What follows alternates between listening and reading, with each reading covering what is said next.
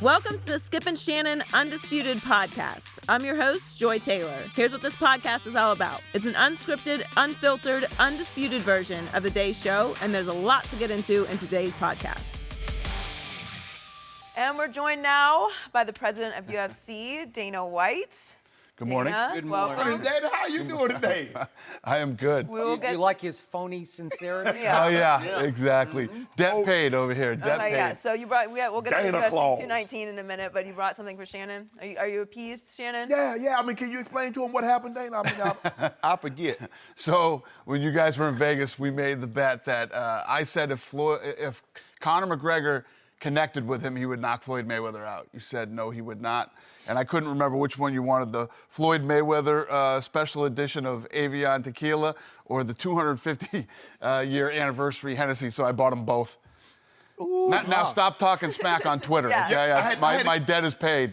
I mean, Well, those will be gone tonight, right? no. Joy, so much she got a birthday. I got to get. Ooh, I just want to get. My birthday's in 3 weeks. Ooh, Skip. He's not going to do anything with them. Yeah. Ooh, look at this right here. This is so pretty. Look at this bottle. Got Floyd on it. This is a limited edition. They only made 150 bottles of this. And your boy got one. Dana, you good looking out. Dana Claus. It ain't Dana White. Ooh, look at it. Well, look, you know what? Dana doesn't welch on his bets like you do. No.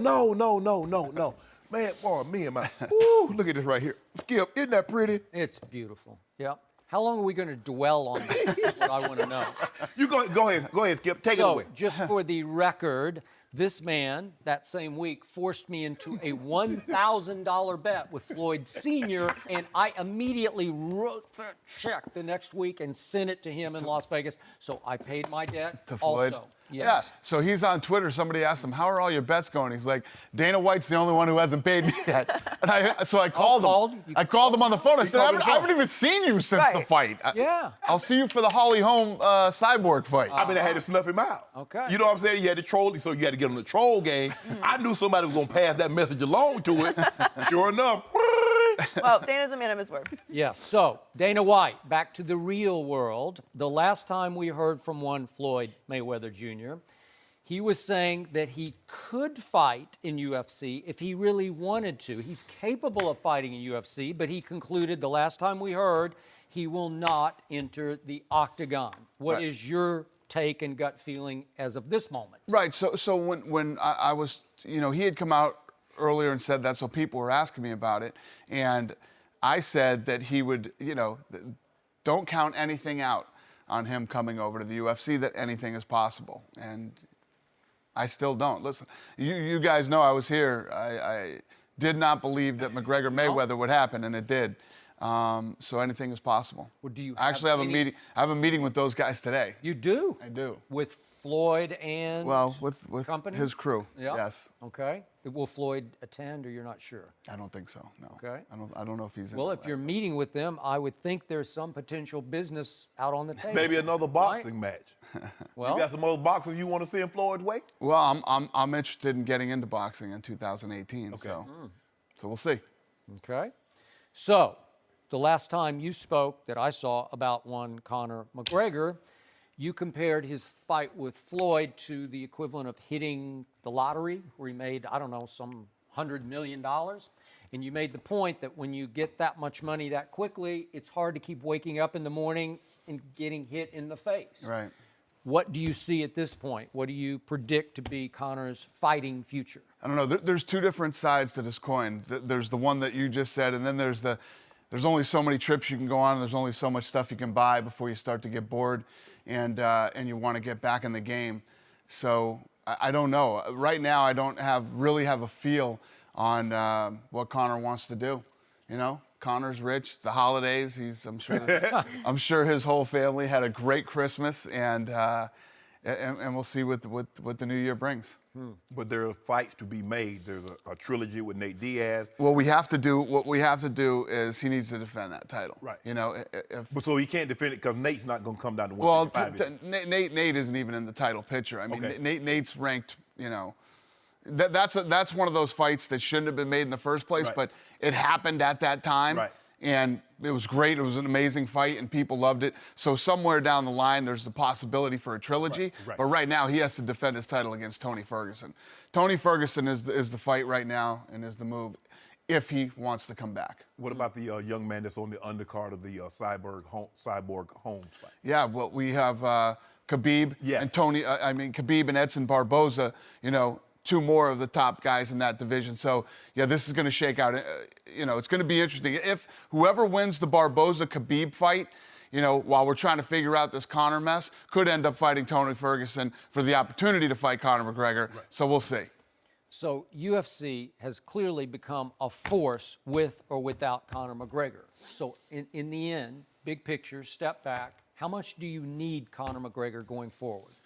Well, I always say, if Conor McGregor fights next year, that'll be awesome. If Conor McGregor doesn't fight, the UFC is going to go on. I've been hearing this since 2003. What are you going to do when Chuck Liddell's gone? What are you going to do when George St. Pierre leaves? You're in big trouble when Anderson Silva's gone, and the list goes on and on. Ronda Rousey, last year was the best year in the company's history. So, we're going to keep finding new talent and putting on the best fights in the world. That's what we're going to continue to do, with or without anybody. So back to Floyd Jr. Let's do the hypothetical. How would he do in your eyes in the octagon? Would he... It would be a quick fight. It would be quick. Okay. Yeah, it would be quick. Conor surprisingly did incredibly well. He did. Going into boxing, but coming into mixed martial arts is a whole nother, there's way too many weapons. Floyd's never been kicked in the leg. Floyd's never been kicked in the head. Floyd's never been taken to the ground and choked. Elbowed. Yeah. So if you gave him to start with a lesser, a lower-ranked opponent, he couldn't just duck and dodge for 3 5-minute rounds and survive? In boxing, the way that you use your power, you keep that lead leg out there. 2 or 3 leg kicks, the fight would be over. If he got double-legged and taken down, and he'd be submitted in seconds, or mounted and elbowed. It's a whole nother ballgame. Oh, look at you, Spot. Remember what Conor said? He's got little legs. Yeah, and Conor would have kicked him on those little legs. Little legs. Dana, Skip don't want to see Floyd in the MMA. He wants to see Floyd in the MMA for one reason. He wants someone to hang an L on him. No, I just want turnabout as fair play. Just take on Conor. No, you don't think you could sell that fight? Yeah, you could could. In the octagon? I think you could sell that. Well, you got. It might not last very long, but you could sell it. Exactly. People would buy it. But everybody knows the outcome. At least some people really thought that Conor had a chance. Nobody is giving Floyd Mayweather a chance to get. He's the greatest defensive fighter ever. That's what you tell me. Any UFC fighter in that weight class, he ain't even got to be UFC. He can be trying to make the UFC. He fought Floyd Mayweather, he would crush him. Skip, all Floyd has ever done was box. That's it. Does he have a tough chin? Yeah, he does. Not with those punch. Skip, but he can't throw a punch. He has brittle hands. That is a fact. Then what? He hit the guy one time side of the head, he breaks his knuckle, then what? You got to run. Yeah, That's what you got to do. You can't run in the octagon because they lock the door behind you to make sure you can't get up out of there. See, that's what he wants. He wants somebody to beat Floyd. Wouldn't it be fair to say, I tried you in your no, ring, it would be come into my house? Dave, let me ask you this. Conor wants that fight again really bad. Conor he believes... He wants to box Floyd again? Of course. Conor, I thought leaving the arena that night, and I told Conor, what you did was amazing. I was sitting there with my partner, Lorenzo, and I kept saying, oh my God, we found this kid in Ireland 4 years ago. He's going into the 6th round with Floyd Mayweather. He's going into the 7th round with Floyd Mayweather.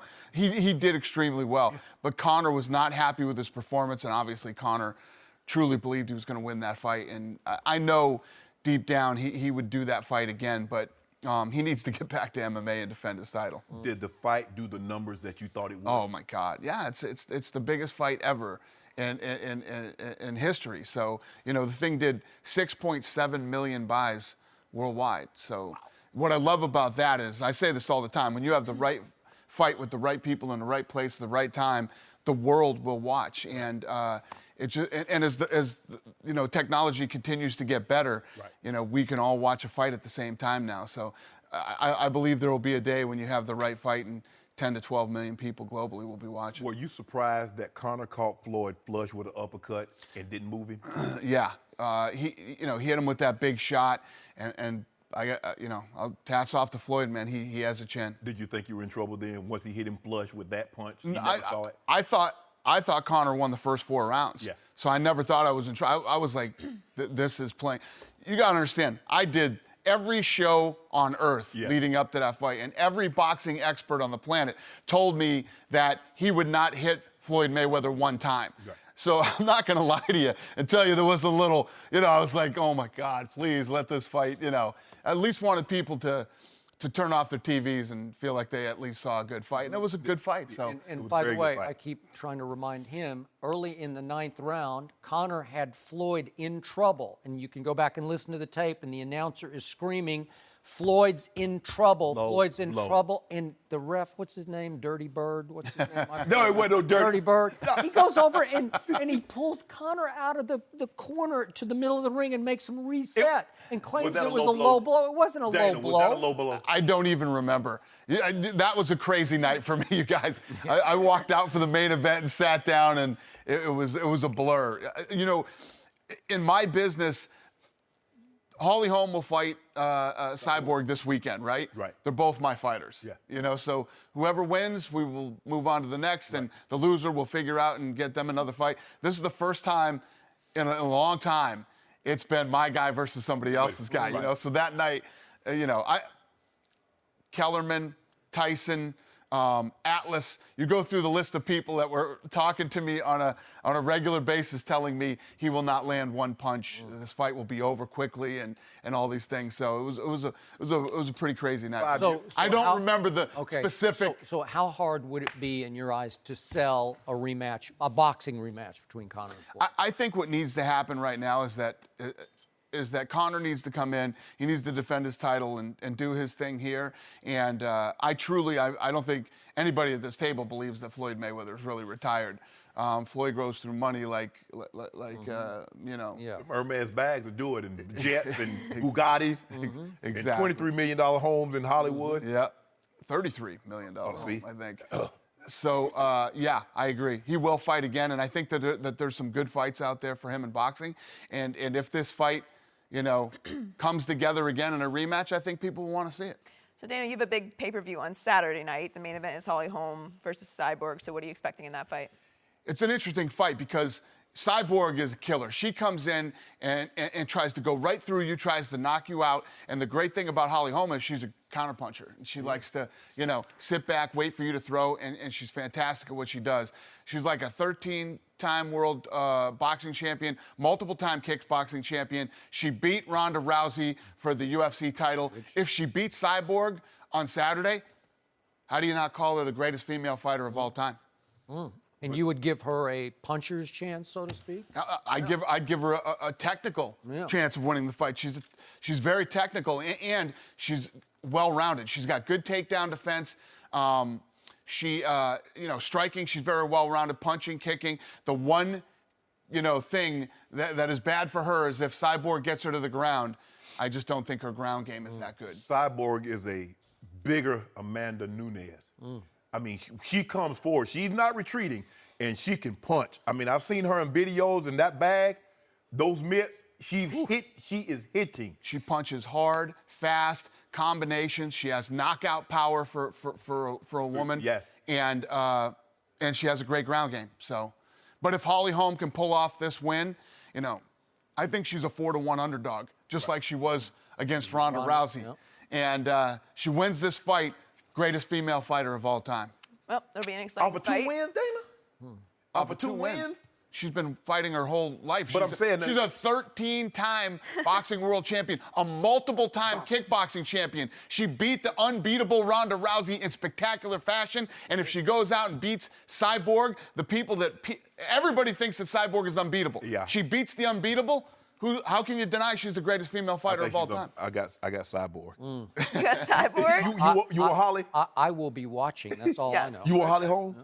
Can I get Holly home? I'm gonna wait and see. Look, nobody will even say publicly that Holly will win this Well, fight. no, I mean If nobody Holly even said that wins- about Holly against Ronda. We know how Right, that ended. Cyborg. Well, Watch those videos of Cyborg. thank you for No. keeping your word, Dana. No more Yeah, trolling him Dana. on Twitter, Dana, even you- though hey, both of these Dana are Claus obviously all right coming to by me me. for my birthday. Thanks for joining us, Dana. you. Happy New Year. And be sure to catch UFC 219 starting Saturday night on FS1. No mercy.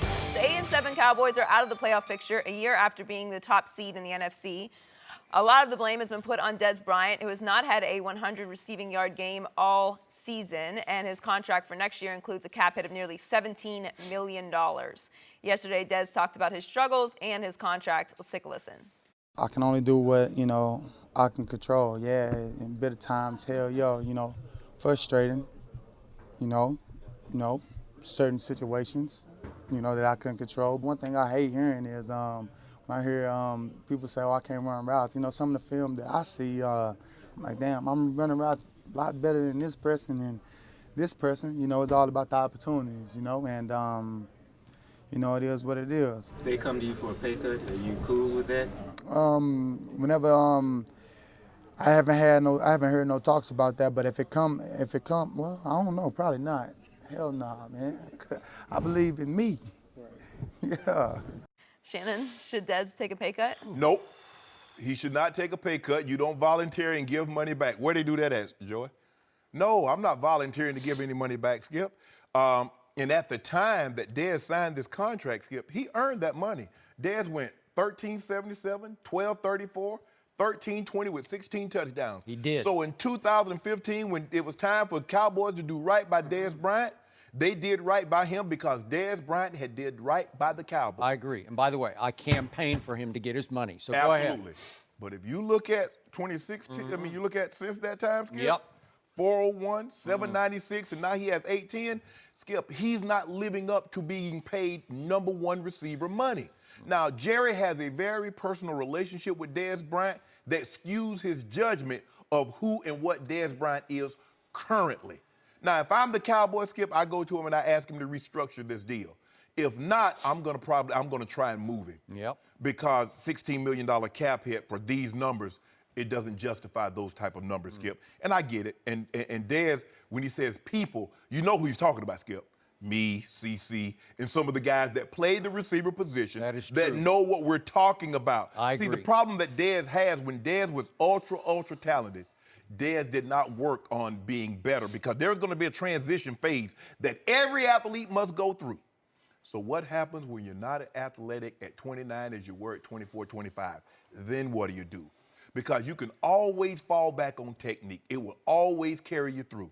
Skip, he's not as athletic. He was never a burner. He had decent speed. 4.5 is nothing to sneeze at. But Dez Bryant's not running 4.5 now. And so now what do? I watched Dez Bryant. If you show me on tape where you've seen Dez Bryant run a speed out, I want to see it. Yep. Dez, I look at film and I'm open. You know what I noticed, Joy, when I played, Skip? I was always open when they weren't throwing me the ball. It's amazing how I got covered when they were throwing me the ball. Dez, they hit you the ball. You said you were pouting and slinging snot on the sideline, give me the rock. They give it to you. Maxwell, boop, punches it out. Another opportunity, whoop, picks. So what do you want them to do? All I'm saying is this. And you can say, well, Dak had an off year. Dak had one of the historically great rookie seasons for a quarterback. The greatest. And Dez Bryant had very, very similar numbers. So when he played extremely well, this is what Dez does. When he plays not so well, this is what Dez does. Dez is what he is at this juncture of his career, Skip. I'm not saying Dez should voluntarily take a pay cut, but if I'm the Cowboys, I go to him and ask him to, or I'm going to try and move it. This is tearing me up. I still like him personally, so I don't want to make this personal. I think Dez has a good heart, but we just saw what we just saw. He still believes he's Dez Bryant. Yeah, he is. Just not that Dez Bryant. In name only, right? Thank you. And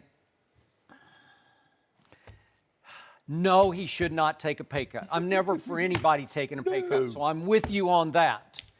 But I'm going to have to be harsh here in my judgment because the truth is the truth. In all my years of covering the National Football League, heck, sports, I have never seen a star lose it as fast as he lost it this year. Because I'm going to remind you, in that Green Bay playoff game last year, he was Dez Bryant with exclamation points after it because they fell behind, as we remember, 21-3, and then it was Dak to Dez, Dak to Dez, Dak to Dez, and they got all the way back to 31-all. in large part because of that connection. And Dez in that game had 9 catches for 132. That's top receiver. That's big time. That's earning your paycheck kind of production with 2 touchdown catches. But you have to go back 22 regular season games to find Dez going over 100 yards in a regular season game. And obviously this year, it went from bad to worst. And to me, we've talked about all the Cowboy problems. Obviously, the Zeke suspension, the loss of Sean Lee, the loss of Tyron Smith. I can go on and on. But the number one reason for the fall of the Dallas Cowboys this year was Dez Bryant. Again, 11th in targets in the league. That's pretty high. Yeah. 23rd in receptions. That's pretty low. Not enough bang for your buck. Correct. And the reason the offense struggled, the number one reason was that number 88 was single covered every play, where defenses finally said, coordinators finally said, we don't even have to worry about him. In the good old days, the great old days with Tony Romo and some with Dak last year, they had to worry about 88. Right. You had to commit 2 people, or at least a man and a half, to watch an 88. Or you took your best corner and he traveled with Okay, 88. that's fine. Nobody travels No, now. nobody travels. And so to me, bottom line to this discussion is he's not going to take a pay cut. I don't expect him to take a pay cut, but I do expect him to be cut. I'm sorry, you can't trade him. What could you trade him for? Something, a 7th round pick maybe? You might get a 4th round out of it. Maybe. Okay, if you can do that, that's fine. But I believe even if they try and trade him, the team that's going to want his services is going to want him to restructure that deal. Definitely. Would he do that? I don't know. He believes, because remember, he's from Texas, so Right. he believes he's a Dallas Cowboy through and through. Right. Would he ever be happy with anybody else in Arizona or wherever he'd wind up? I don't know. Maybe not. So the problem is that the number one priority of Jerry Jones in this offseason, beyond even firing the head coach, should be getting rid of this receiver. You need to start fresh with somebody else because, to our point here, he is going to pout. He is going to throw tantrums because he still believes he's Dez Bryant. And that cloud's going to hang over this team going into next year. Mm-hmm. And bottom line is, his body has betrayed him. It starts happening to the best. It started happening to you at the end. Absolutely. But this is really hit hard. He just ran right up against the wall, smacked right into the wall. And then you have the quarterback say, after the game, I've got to put the ball in his face mask so he can't drop it. Well, I guess. So we clearly saw that this man lost a lot of quickness, a whole lot of deep speed, and a whole lot of confidence. He just couldn't catch because after all those other numbers, the one that sticks in my craw the most is he is, again, according to some studies, you can depend on which one you want to go with, but he is leading the league in drops. Yeah. I know that's subjective, but in my book, he's running away with the drop. Well, the ball, I mean, and we saw in the montage cut up, Skip, I mean, the Giants game opening day, I mean, he dropped the ball. I mean, he dropped 2 balls on Sunday, maybe more. Maybe more. And as a number 1 receiver, and this is the thing, Skip, when Zeke is down, this is the time that if you're that guy that you profess to be, they need to come see you early and often and regularly. I didn't see that, Skip. I didn't either. So is it possible that Dez and Dak could commit to throwing and catching together 10,000 balls in the offseason under the hot Texas sun? I just don't see his nature being that way. Skip, at the end of the day, you got to be man-to-man coverage.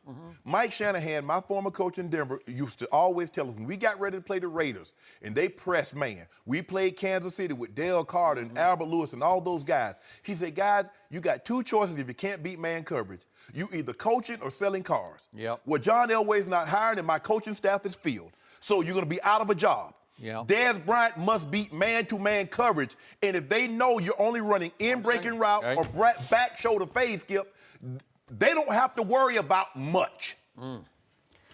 So, given all that, I want to revisit one last time Dak's season. You have repeatedly said on this show he regressed this season. I want you to explain to me, even go so far as to give me a letter grade encapsulating Dak's year? I want to know what your bottom line is. F. It's not an Failing. F. F. Are you serious? Look. Are you making a joke? We're talking about Dak Prescott. Dak Prescott, in his rookie season, he had 26 passing touchdowns and 4 interceptions. In his second season, he has 21 touchdowns, 13 picks. The 4 picks, he leads the NFL in giving the opposing team points without their offense being on the field. His QBR, Skip, you love QBR, Joy. You know that stat? 0 to 100, 50 is average. He's down 12 points. That's fact. That's not conjecture. He had, 8 total turnovers last year? He has 16 this year. Oh, last year, he was 13-3. At the best, he's going this year 9-7. So how do I give him a passing grade if his completion percentage is down, his yards per attempt is down, his QBR is down, win-loss? You know, Joy, you know that old restaurant. Hot dubs or hot L's. Now, he doesn't have as many hot dubs as he had last year. He has more hot L's. So everything across the board that Dak Prescott, that you can possibly say, well, wow, he did good, did you? No, he's down in every measurable. So I don't know how, if you flunk every single test that you take and you show up to class every day, you think you're going to get a passing grade, Joy. Where they do that at, Skip? They do that at Vanderbilt? I didn't think so. So he gets a failing grade. He has less touchdowns, Skip. 5 less. 5. This many. My old boy walking to him. I don't even want to talk about him. He's been so good this year. Interceptions up. QBR down. Completion percentage down. Wins down. And you want me to give him a passing grade. How? Under what scenario? I don't grade on no curve. So it's just flat out. You get what you earn, and what did he earn? And I told you, Skip Bayless. Now you sat right, Joe. He sat right there and told me. I hate to say this, and maybe this is a blessing in disguise, but I'm glad Zeke got suspended because Dak Prescott gonna make you eat a lot of crow. I said, Skip Bayless, 1 or 2 things gonna happen. Either Dak Prescott's gonna shut old Shannon Sharpe up, or he's gonna have me asking even more questions than I was asking before. Now you tell me what's going on. Okay, you tell me what happened in the first quarter of the first game without Ezekiel Elliott. What happened? Sean Lee pulled his hamstring again. And what happened right on schedule in the first game without Ezekiel Elliott? Tyron Smith, the best left tackle in football, is gone. And then he's gone for the Eagles game. Skip, why you do that? Are you kidding me? Why you doing that? Are you kidding me? Joy, what we get here? We get results or excuses. This is the single most wrong-headed and unfair and unconscionable opinion you've had in the history of Undisputed. No. And I'm serious about this. No. This is not facetious. This isn't quote-unquote locker room talk. Nope. This is dead, solid fact that we're talking about. I was dead serious when I gave him that F. Dak Prescott deserves, I'm going to grade him harshly. He deserves a B, but it probably should be a B+. Skip Bayless, you Given don't stop the playing. minor miracle that he pulled off this year. What miracle? With, number 1, what did we just talk about? No Dez Bryant. Dez Bryant turned into a liability, from a strength to a liability. That same Dez Bryant that was there in 2016 had basically the same numbers? Nope, he did not. Okay. You know what? I know. Leading the league in drops, and an offensive line that I will be the first to admit I dramatically overrated because it didn't come close to living up to its hype of having 3 players ranked in the NFL.com players poll of top 100? Top 25. They had 3 in the top 25. Yeah. Are you kidding me?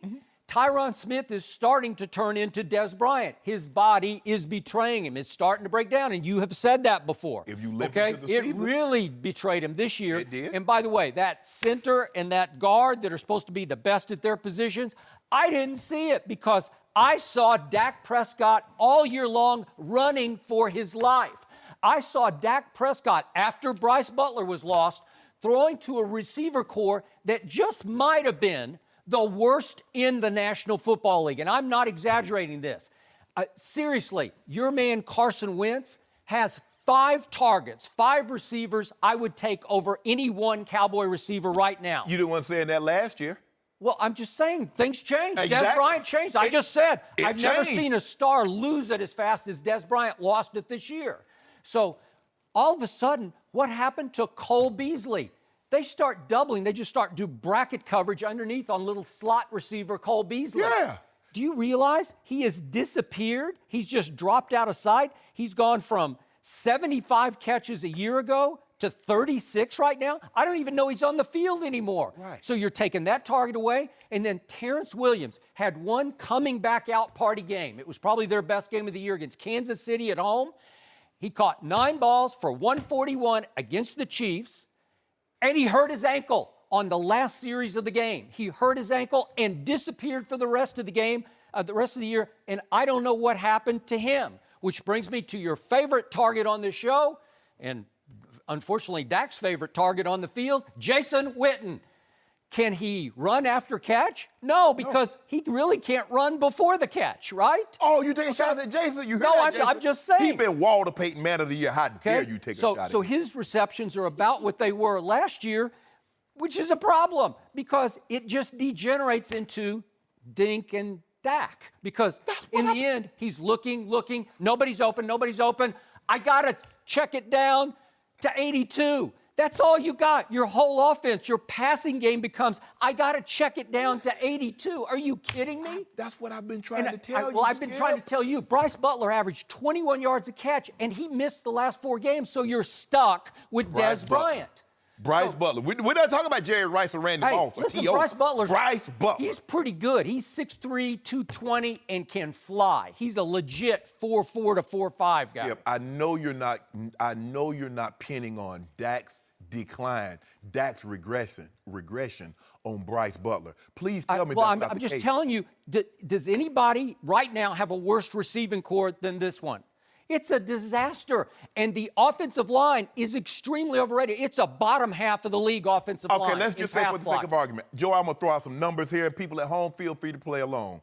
In a 3-game span, there was a quarterback, and I'm not telling you who his name is, but he had 0 touchdowns, 5 interceptions, and his team was outscored by 20 points, right. and 2 of those games were at home. Let's talk about what happened in those games. I told you right on schedule, the Zeke cloud had hung over this team all year, and they were shocked that the appeals court said, oh, you have to start serving, but we can't even look at your case for 3 more weeks. How did that affect Dak? Well, it affected the whole team because it's a huge distraction and a drain on the team. So no Zeke. None. And right on schedule, no Sean Lee. He gets hurt in the first quarter at Atlanta. And right on schedule, Tyron Smith is out for the Atlanta game.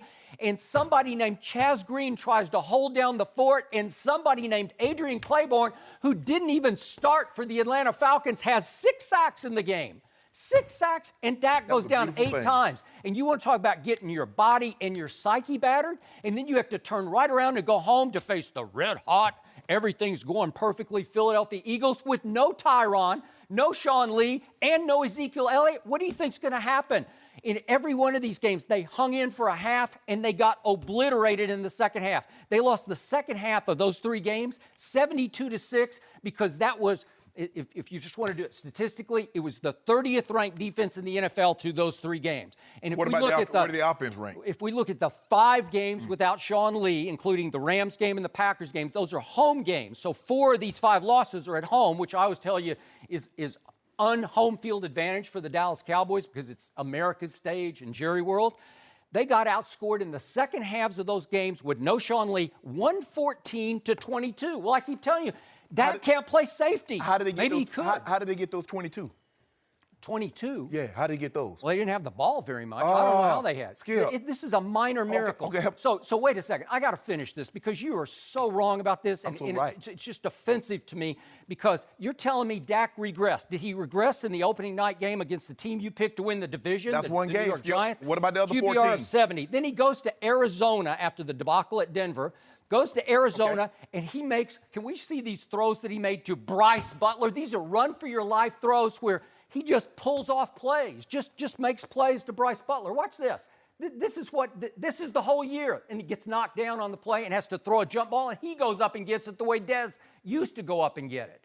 And and then he makes the one throw. This is the second one. So that's all you got. That's the year in microcosm right there. And then he has to run for a touchdown. It was a 3-play game, and he made all 3 plays. Then against the Rams, he has a QBR of 78, which is really high. He played well enough to win that game. The defense collapses in the second half. Against the Packers, he dramatically outplays your man, Aaron Rodgers. He has a QBR of 97, and they collapse in the second half because there's no defense.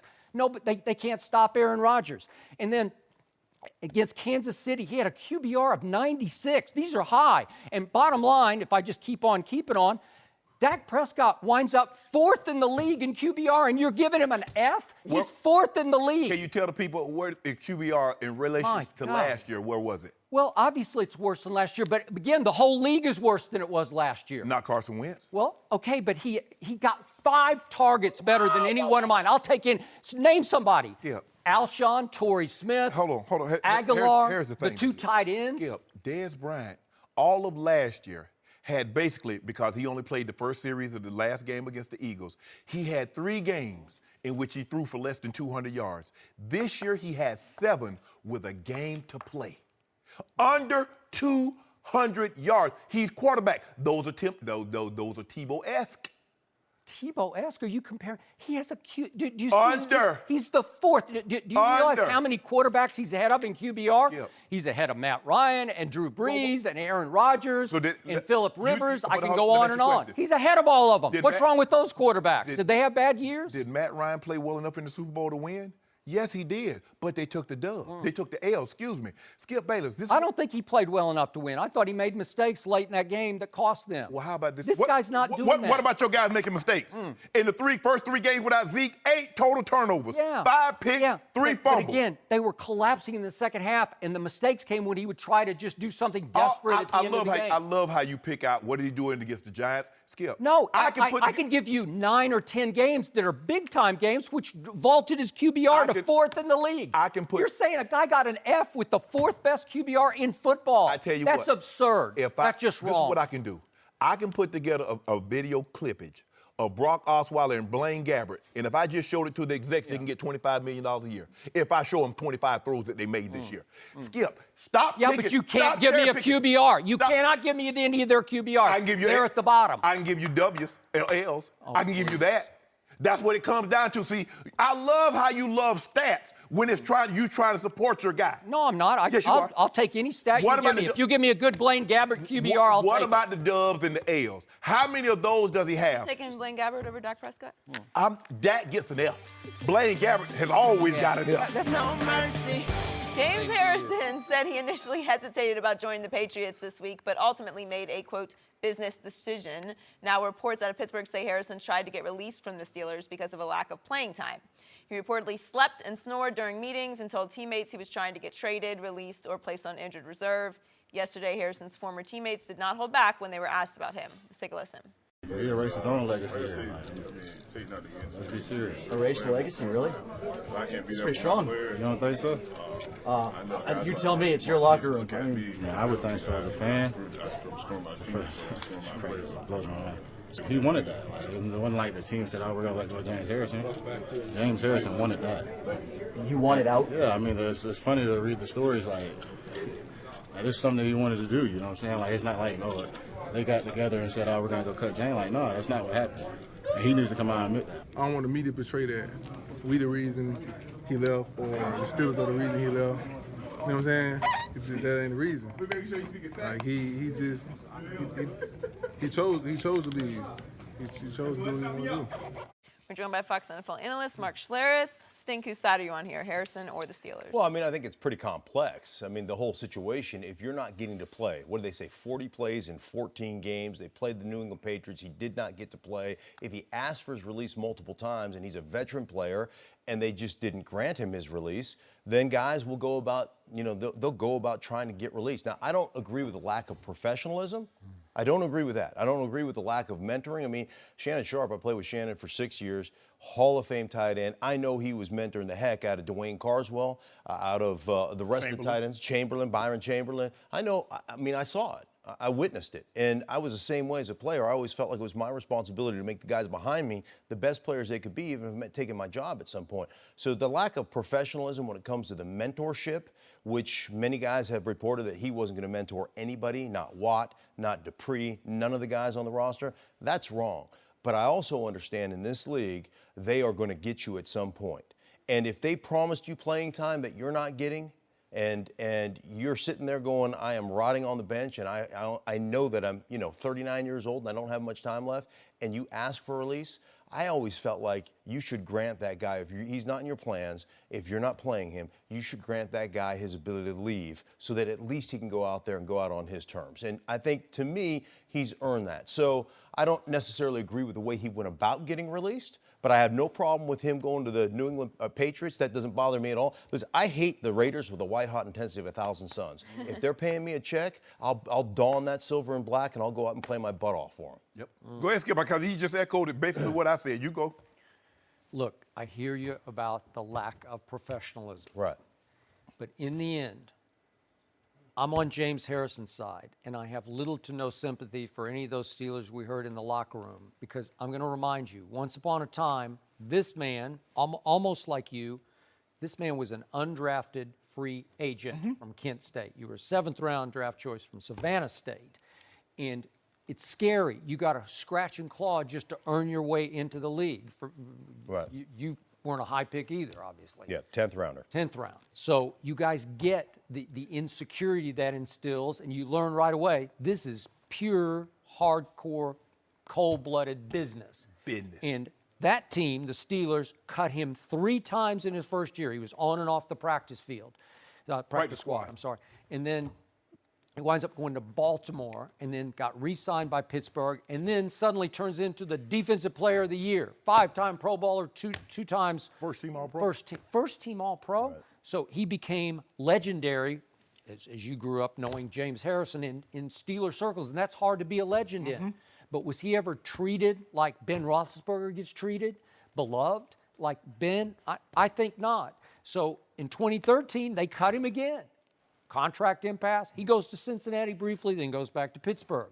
So it's been business as usual for him all along. So after game number 1, he says he went to Mike Tomlin and said, hey, it's clear you sort of strung me along in training camp. You said I was going to get snaps. I'm getting no snaps. Just let me go somewhere else, please. Right. No, we need you. We got a plan for you. No plan until week 6 at Kansas City. They played him a little bit, and he had a sack. His only sack of the year. And then he's thinking, okay, maybe I'm back in the rotation here. Nope. And New England comes to town for the game of the year, really, in all of pro football, AFC for sure. And he plays 0 snaps, and he goes to Tomlin and says, you got to let me go, please. I've given you all I could give you. Now give me a chance. Right. And Tomlin said, I'd be crazy I could have an injury. I need you. I need to keep you on ice. And then, in a shock to James, he turns around last week and said, that's it. You're out. You can go. But please stay in shape, said Mike Tomlin, according to James. Stay in shape because in a month I might need you back. Well, what's James Harrison? He's thinking, wait a second. I could go somewhere right now. And he said he hesitated a little to go to the arch rival New England, team that's quote-unquote owned them all these years. And then he said, what the heck, man? Yeah. I'm going to go do this. Right. Because it's not only just one game check or 2 or 3 or whatever it's going to be, but it's a chance to go win a ring with Tom Brady. Right. That's pretty cool. You know one of the things I find funny is all the people that say, well, they just picked him up to, pick his brain and get insight on the Pittsburgh Steelers. Yeah, because they haven't whipped their butts for the last 5 years in a row when they play. They don't need intel. No. Man, they need a pass rusher. They do. And the one thing I will say about the New England Patriots, and this is what they do better than any organization in football, and this is a business perspective. So many businesses worry about what you can't do. Like, Skip, you're not very good at this, or you're not good at this, and Joy, it just that, or Sharpe, you're not good at this, as opposed to worrying about what you can do, what you can provide. And so the New England Patriots do it better than anybody else in football. They say, hey, listen, this guy can give us 6, 8 plays, 10 plays, 12 plays, whatever it is, and he can make an impact on our football team in these situations. Maybe it's short yardage. Maybe it's goal line. Maybe it's just nickel pass rush. Maybe that's where we are right now. Sure. And that's fine for us because we need that on our roster. as opposed to looking at the things, he's not as quick as he used to be, he's not as whatever he used to be. They're looking at it going, as hey, we said in this, yesterday, in this, what if you just get one big play out of him? Just one big sack. That's it. In the Super Bowl. I mean, who said, oh, I don't want you anymore. I'm going to go date somebody else, but in a month, I might want you back. You better kick rocks. James Harrison, like, so somebody might want me, but I'm just going to hold back here because you said, he didn't say I was, you might call me back in a month. No, I'm going to go on over here. They're upset about him going to New England. Why would New England need any intel? Y'all better hope he tells them. Tom Brady's 10-2 lifetime against this team. Skip, they better hope he tells them so they can change those plays because the ones they've been running all those years ain't working against the Patriots. True. So I agree with you, Stink. For me, I was all about mentoring. Everybody does it. Joe Montana wasn't trying to mentor Steve Young. Brett Favre made it abundantly, made it abundantly clear. His job was not to get Aaron Rodgers ready to play. I get it. But that's not how I thought about it, Skip, because for me, if I got injured, I needed these guys to play well. And when I was gone, I want to think that I left this tight end situation in Denver and Baltimore better than what I found it. That was my mindset. Skip. Everybody doesn't think like that. But I was secure enough in myself and knowing, dude can't beat me out. I don't care. But the direct to you was Todd Heath. Where they drafted him high and said, and I got him ready to play. Ozzie made the phone call and asked me, said, boy, what you want to do? I said, Ozzie, tell me what you think. He said, you made the Pro Bowl. You tied Tony with the most catches in the season. You can still play. He said, but we got to, we drafted Todd. We got to play him. And he can't beat you out. You're not going to, I don't want you to be a backup. Go play somewhere. That's what I did. I'm cool with that. I got no problem. The Baltimore Ravens were good to me, Skip. Yeah. All the kids, college fund, Granny got some new furniture, new appliances. I'm good, Joy. It's really just about the Patriots. Yes. Marquise Pouncey is, he's been there 8 years, but James Harrison's been there a little bit longer, has 2 rings. I get it. It's a loyalty thing, but nobody said that they cut him. One thing about the Steelers football, organization. You watch all the guys who signed long-term contracts in free agency last year. They're going to get cut this year, or have already been cut. Right? There's 5-year deal. loyalty. Get out of here. Right? That's the way it works. Because the quarterback position is the only position that the Steelers really take care of. Everybody else will not get their contract renegotiated 2 or 3 years out. You got to be in the last year. But the old quarterback, take care of him. No mercy. The Cavs were upset in Sacramento last night, 109-95. LeBron had a triple-double, but was just 6 for 17 from the field. The Kings were led by 40-year-old Vince Carter, who had 24 points off the bench. Cleveland has now lost 3 out of 4. Here's Dwayne Wade and LeBron after the game. It's one of those games. We had zero rhythm. Had some early in the first, had some in the third. We cut the lead. Other than that, we're just off rhythm. We had a rhythm, we had a flow going, we had a rhythm going, and then things changed a little bit. We kept trying to bring new guys back. Tristan came back, and then the lineup is different. And then so you're trying to figure out your game. That's the part of it when you have guys who, that was out and they come back in. We've had some slippage, and we got to figure out a way to nip it in the bud before it becomes we're in a rut, and we got to get ourselves back out of it. Shannon, is this loss a big deal or no big deal? No, it's not a big deal now, but there are some concerning signs that they might revert back to what they were earlier in the year. Their teams are shooting lights out from the three-point line again, Skip. And as LeBron and D-Wade mentioned, they made a run, and in the third quarter, they even took the lead. And then they got 3 consecutive stops, but they came down and hoisted up bad shots. Instead of running their offense and try to build upon that lead, everybody's trying to go for the three-pointer here, three-pointer here, three-pointer there. No, just run your offense. Kevin Love did get in foul trouble. That hurt a lot because he was smoking in the third quarter. I mean, he was just catching things from 27 feet and letting it go. LeBron has not shot the ball well the last 2 games. He's way, way up under what he normally shoots.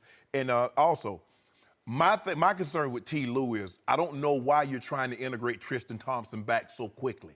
You had a rhythm with that second unit. Let them ride it out, and Tristan finds his way back into the lineup. But you just don't insert him and mess up the flow. Because Jetty Osman was playing really well with that second unit. But now Tristan is grabbing his minutes, and Tristan coming off an injury is not the same guy, Skip. He's not that energizer guy. He's not that guy that's getting all these loose balls, that's challenging shots at the rim. He's not that right now. So I don't understand why T. Lue would upset the apple cart of the second unit because they were playing well. But, Skip, you watched the game. Vince Carter went back to Toronto. He was smoking. He was. They end the first quarter, guy hits a jumper. End of the third quarter, Vince Carter pulls up with a 3. And then to start the fourth, they go 10 of 13. Well, when you shooting 75%, it's going to be hard. Everybody, even Willie Cauley-Stein, he 8 of 14. Vince 10 of 12. What you going to do with that? And like you said, one of those games, here we are in late December on a Wednesday night, playing at 7 West Coast time, 10 East Coast time. Yep. Now, you remember now when Sacramento came to the land, they had them down by 14, and it took a Herculean effort for the Cavs to come back and win that game. So don't be slighted, because if I'm not mistaken, I think the Sacramento also blew out the Thunder. So they're better than you think. But when you go, your backups score 68 points, bench points, and you got a plus 28, plus 20, plus 21, plus 25 from your backups, and everybody in the starting unit, for the most part, is a minus, Skip, you can't do anything with that. I mean, it's one of those nights, but you better get, like D. Wade said, let's nip this in the bud before we get back into that rut. Okay, so back to Joy's question. I do not think this was a big deal in miniature, just in looking at this one game in late December in Sacramento, especially after a big stage Christmas Day game, that it's just a little bit of a letdown to have to go to Sacramento after playing at Golden State in the marquee game on Christmas Day. But I am still concerned, and I'm going to voice my concern one more time about your man, LeBron James. He played a game-high 38 minutes at Sacramento last night. He played almost 10 minutes of the 12 fourth-quarter minutes when the game slipped away quickly at the start of the fourth, to your point. I don't get it. He is leading the league in minutes played in his 15th year. Now, I'm going to throw it out. I don't know if LeBron is cognizant of this, but he did get a triple-double. And in part, he got it because he needed 2 more rebounds in the fourth quarter, and he got them to get to, 10 rebounds? Okay, so is he Lestat? Is that what he's come to now? It's just all about the stats, that you need to play the minutes to pile up the numbers? I don't know, because he looked tired last night. I think he was worn out from Christmas Day, because that was like a big playoff game. It was draining. Yep. And in the fourth quarter, he shot 1 for 5, and I watched it, and he just looked low energy to me. Yeah, he was gassed. And twice he drove for layups, and they trickled off the front, and now he's fallen into this, it could be a bad habit. Maybe he's got a case to make, but every time he turns to the ref like seriously? And then he backpedals up the court like, seriously? Seriously? And we know his issues with the last play against Kevin Durant in the Golden State game. So it's starting to wear on him physically and mentally to play this many minutes and, in his mind, not get any calls. So aren't you worried about this? Because he's not, I call him Iron Man, but he is human. Right. And at some point, he's just going to wear down. I thought the thing, Skip, in the second quarter, I thought he would stay out at least for 5-7 minutes of the game, but they saw it started slipping away. They had a 1-point lead, and next thing you know, it's 9, and now he has to bring LeBron back. Where normally, you remember they made that run against Milwaukee, LeBron basically stayed out for almost 8.5 minutes of the ball game. Yep. But he didn't have that luxury last night. T. Lue thought he could bring LeBron back, quell that run that the Kings had put up, but he just couldn't. And the shots, they just didn't fall. Yep. With the exception of Kevin Love, nobody else shot the ball efficiently or effectively. But, Skip, everything that Sacramento threw up was gold. I got it. And some nights, they're too good next, right? Yep. But I agree with you about Tristan. I'm not seeing the high energy I used to see from him. He doesn't look the same. No. And now, there was speculation last night that Isaiah Thomas was going to play for the first time as a Cav last night. And I don't know why, but they backed off at the last second. So next game up, it's still possible. It's going to be They're in Utah on Saturday. Yep. Then they have a home game. Yep. They'll probably bring him back for the home game. Maybe. I think they play the Celtics. Don't they play the Celtics next Wednesday? Not sure. In Boston. Could be. So that might be a game.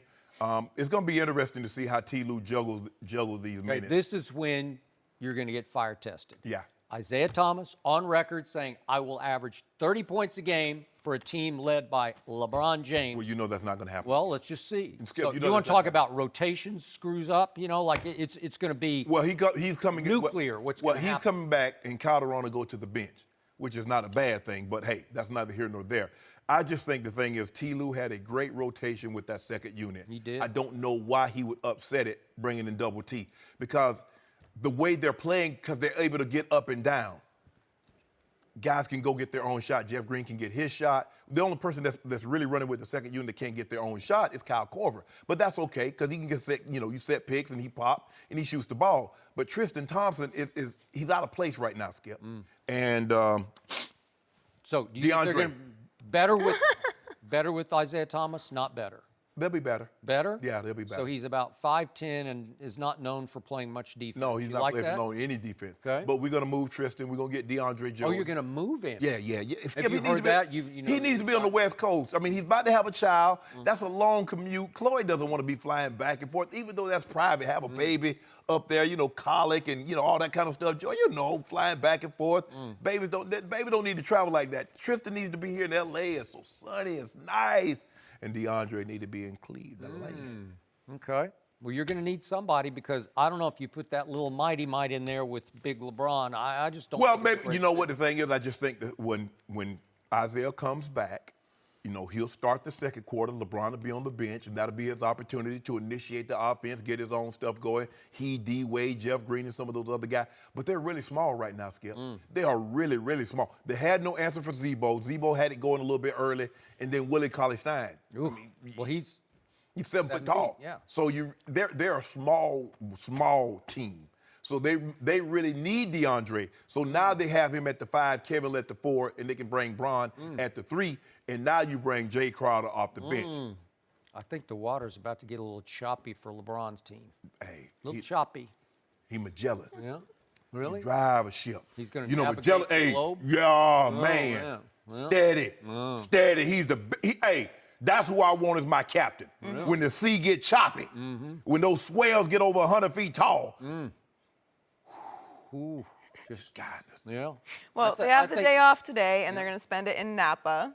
Yeah! LeBron let that wine. Are they going to be sipping all day? Well, it is LeBron's 33rd birthday. It is? On Saturday. Saturday. And they play Utah, so maybe it's like a pre-birthday celebration. What if they got some of that old Rothschild, old Philippe Rothschild? Got some of that up there?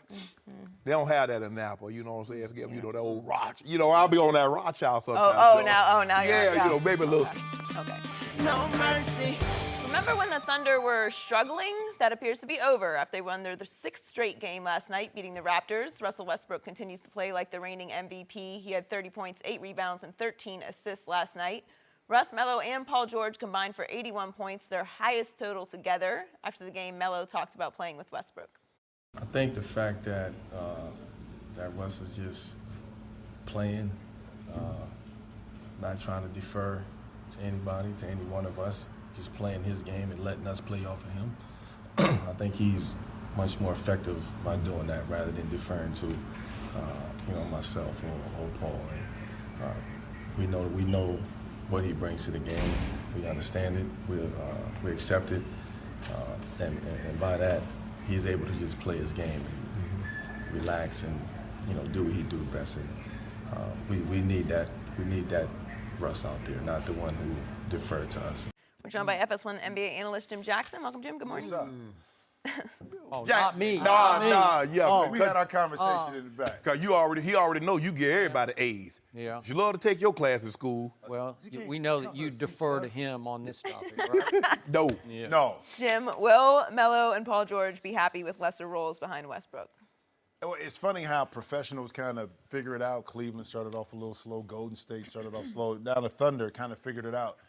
But I'm going to go back to, I'm not surprised by what Melo said, because how he handled the whole New York situation, I thought showed a whole level of maturity. That's somebody that's been in the league, been around, and understands what he wants.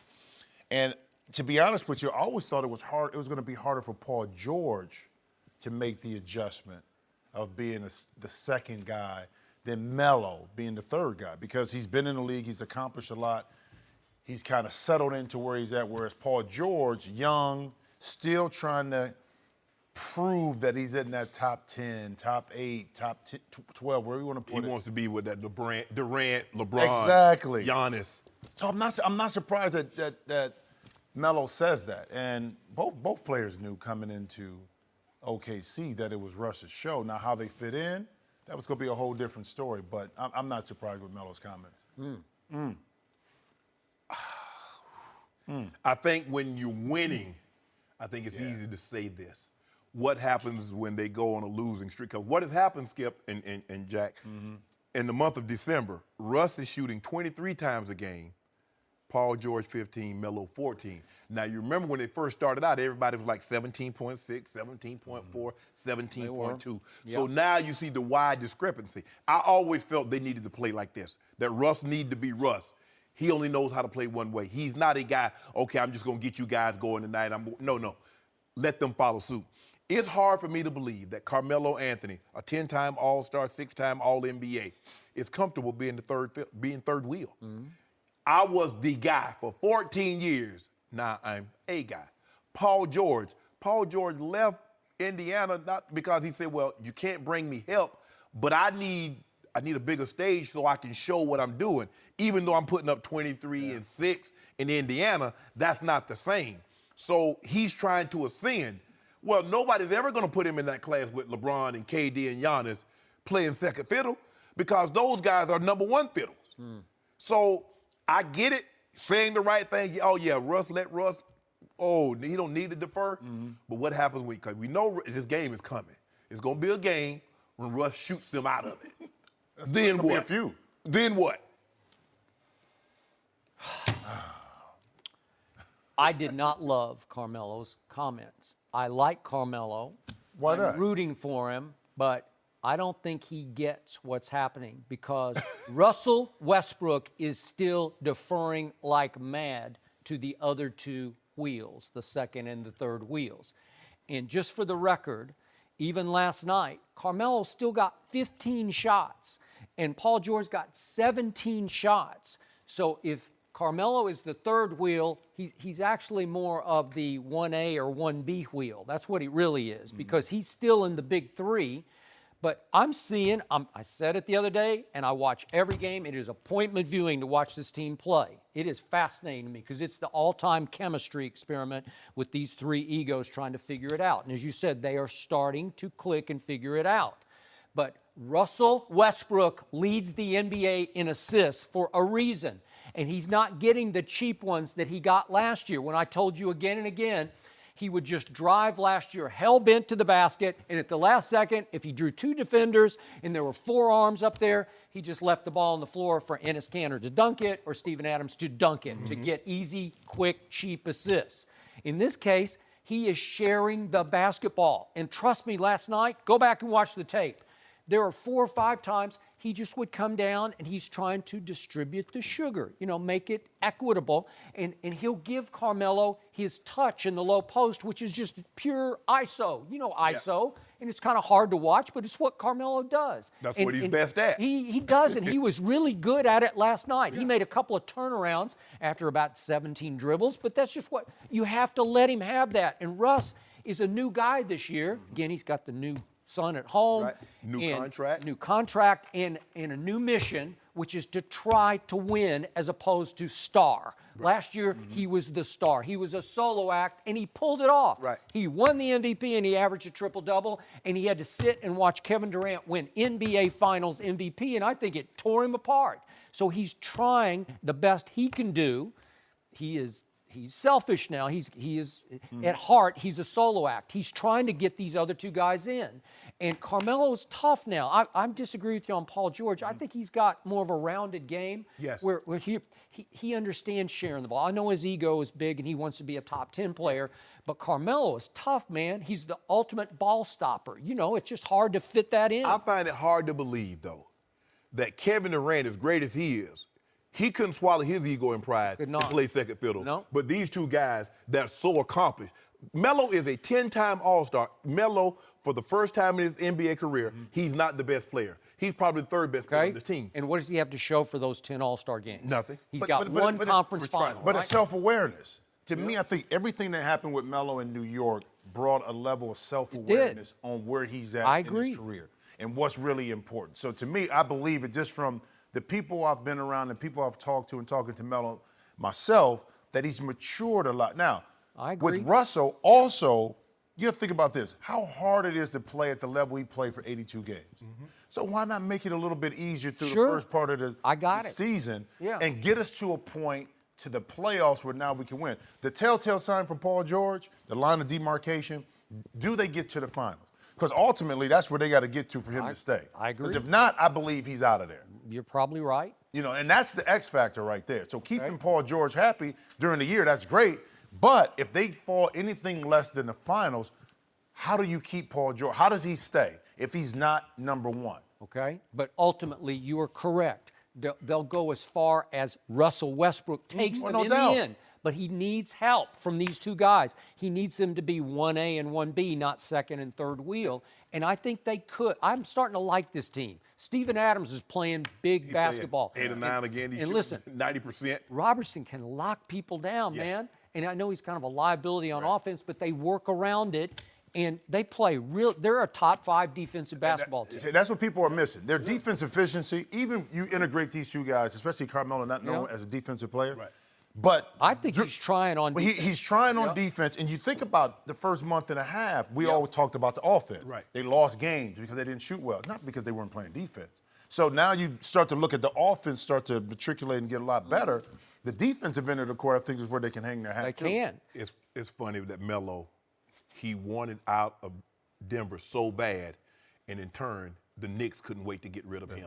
Isn't it funny how that happened? You know how the sports game is. I mean, man. So you not only does he have a chip on his shoulder, this is it for him. He's got to prove something. he he needs to try to win something in the postseason. Yeah. And last night, just for the record, Carmelo Anthony had 4 assists. Well, by his standards, that's pretty good. And once upon a time, George Karl told me when they were in Denver together, he said if Carmelo Anthony decided to, he could average 10 assists a night. His IQ is that high, but he never really wanted to. Well, I think now he's starting to say, you know what?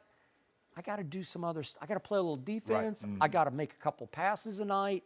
And they're starting to look like a basketball team to me. So who do you think who would you take? Would you take the Rockets?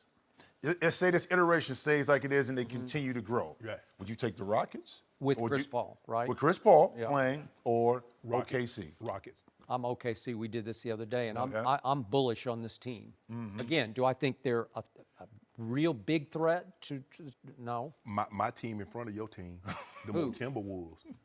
The Timberwolves. Yeah. In front of which team? Okay. Your team is the Timberwolves now? No, I told Skip. Skip, I was high on them. Skip wasn't that high because they hadn't won You need anything. to get a chart. No. With sliding, slide the teams around whatever week. You know, I know what you mean by my team, though. Yeah. Do you? Yeah. It's really not his team. Not my team, just against his team. Yeah. That's anything against his team. Everybody in the West now has one big new problem. Kawhi Leonard is back. Stop it. And the Spurs are back. They're where? the deepest team in the league. They're going to be a problem for Golden State. Kevin Durant gonna spank him again. No. Kevin Durant gonna spank him like again. he spanked him in game 1 at Oakland? Yeah, and they say, well, Kevin D, we don't need you this game. Gave spot Kawhi and the Spurs 22-point lead. I didn't see that one coming. 23. I didn't see that one coming. No, I didn't see that one coming. I'm talking about when they came to your building and KD didn't play. That doesn't matter. Game 1 of the Western Conference Finals. My team's ahead 23 in the third quarter, and Zaza off a cheap shot happened. In 3 Well, he minutes. did. Zaza who? A cheap shot. You know who he is. And in 3 minutes had shaved 18 points of that 23. In But 3 minutes. He's the best two-way player in basketball. And you know what? He looks explosive. He is breaking bricks. Man, sure enough, ain't broke no bricks. Bricks! What kind of bricks? You didn't see his Yeah, I saw it. They were boards. But I'm bored. But I thought you said it was in his mind about Well, that. it was, that but he looked good the other night, and they actually brought him back to play in the second half for the first time, and he looked even better in the How second many points half. he have? It doesn't matter. I just like the way he moves. It's just good. No, he was good. He led the team in scoring. I think he had So 16. you're saying San Antonio, so it's going to be San Antonio and Golden State? San Antonio will beat Golden State. In the Western Conference Final? Correct. Yeah. Or however, wherever they meet him. Golf at They ain't going to meet him nothing. Golf They at ain't gonna beat him Brentwood. nothing. Thanks for joining Golf us. at Brentwood. No mercy. Thanks for listening to the Undisputed Podcast. I'm Joy Taylor. We're back again tomorrow morning at 9:30 Eastern. We'll see you then. Fox Sports 1 of 1.